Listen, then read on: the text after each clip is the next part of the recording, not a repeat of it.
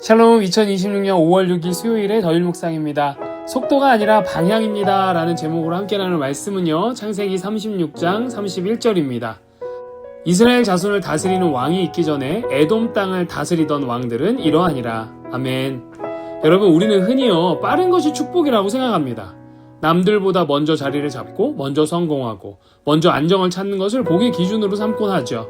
오늘 본문에는요, 야곱의 형 에서, 즉 에돔 족속의 방대한 족보가 등장합니다. 이 족보를요 자세히 들여다보면 세상적인 관점에서는 이들이 야곱보다 훨씬 복을 받은 것처럼 보입니다. 그러나 성경은요, 우리에게 중요한 질문을 던져요. 당신의 인생은 지금 어디를 향해 빠르고 가고 있습니까? 이 질문을 한번 붙잡고요, 오늘 우리에게 주시는 귀한 영적인 교훈들을 잠시 살펴보도록 하겠습니다. 먼저 창세기에는요, 여러분 10개의 족보가 나오는데요, 그중 하나가 바로 에서의 족보입니다. 하나님은 왜 약속의 바깥에 있는 것 같은 에서의 가문을 이토록 상세하게 기록하셨을까요? 그것은요, 하나님께서 이스라엘만의 하나님이 아니라 온 인류와 열방을 통치하시는 분임을 보여주기 위함이었습니다. 창세기의 족보는요, 단순한 가계도가 아니라 하나님께서 인류를 어떻게 펼쳐가시는지 보여주는 세계의 지도와 같은 겁니다. 야곱을 선택하신 것이 에서를 완전히 버리셨음을 의미하는 것이 아니라는 거죠. 다만 역할이 다를 뿐입니다. 아브라함의 복이 열방을 향했던 것처럼 하나님께서는요, 선민과는 다른 방식으로 모든 민족을 돌보신다는 메시지를 주시는 거예요. 이것은 오늘날 우리에게도 큰 위로가 되는 겁니다. 하나님께서 내가 보기에 하나님과 상관없어 보이는 그 영역 사람들조차도 당신의 통치 아래 두시고 그들이 돌아오기를 기다리면서 역사를 주관하고 계신다는 거죠. 이어서 문명과 발전의 속도보다 중요한 것은 신앙의 토대라는 것을 말씀해 주십니다. 오늘 본문 31절 이하를 보면 놀라운 기록이 나오죠. 이스라엘의 왕이 있기 전에 에돔 땅에는 이미 왕들이 다스리고 있었다는 겁니다. 문명의 단계로 보면 에돔은 이스라엘보다 훨씬 앞서 있었던 겁니다. 에돔이 이미 국가체제를 갖추고 도시를 건설할 때 이스라엘은 여전히 광야를 떠노는 가족 연합체에 불과했고요. 이후에는 애굽의 노예로 긴 세월을 보내게 됩니다. 왜 하나님은 당신의 백성을 이토록 더디게 만드실까요?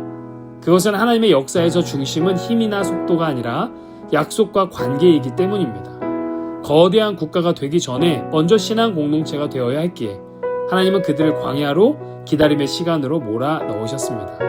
세상은 속도로 증명하려 하지만 하나님은 신앙의 토대를 쌓는 과정을 더 중요하게 여기신다는 거죠. 그래서요, 우리는 세상과의 동화가 아니라 구별됨을 지향해야 한다는 것입니다. 족보 중간에 보면 원주민 호리 족속의 계보가 섞여 있는 것이 있는데요, 에돔이 어떻게 형성되었는지를 보여주기 위한 장치예요.